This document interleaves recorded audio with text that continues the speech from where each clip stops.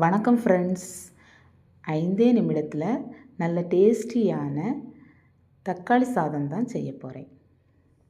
அதுக்கு ஃபஸ்ட்டு பாத்திரத்தில் எண்ணெய் விட்டு எண்ணெய் சூடானதும் கடுகு, பெருஞ்சீரகம் எல்லாம் போட்டு நல்லா பொரியணும்.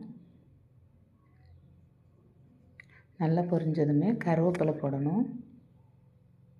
கருவேப்பிலை போட்டு பொரிஞ்சதும் பெரிய உள்ளி போட்டு நல்லா வதக்கி விடணும். நல்லா வதக்கணும். பெரிய உள்ளி நல்லா வதங்கினா தான் இந்த சாதத்துக்கு நல்ல டேஸ்ட்டாக இருக்கும். நல்லா வதங்கணும்.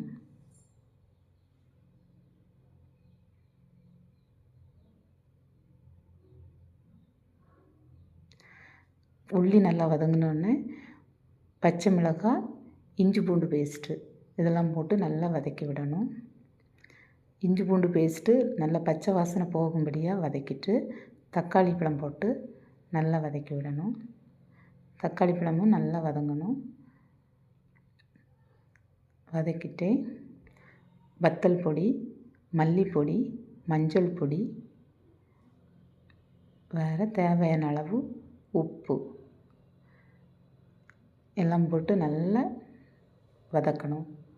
நல்லா வதக்கின உடனே சாதம் நம்ம வடித்து வச்சுருக்க சாதத்தையும் போட்டு கிளறி விடணும். நல்லா கிண்டணும்.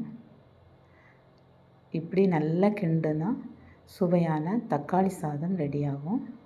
ஃபைனலாக மல்லித்தழையை போடணும். மல்லித்தழையை போட்டு முடிச்சுக்கணும். ஓகே ஃப்ரெண்ட்ஸ், இந்த வீடியோ பிடிச்சிருந்தா சப்ஸ்கிரைப் பண்ணுங்கள்.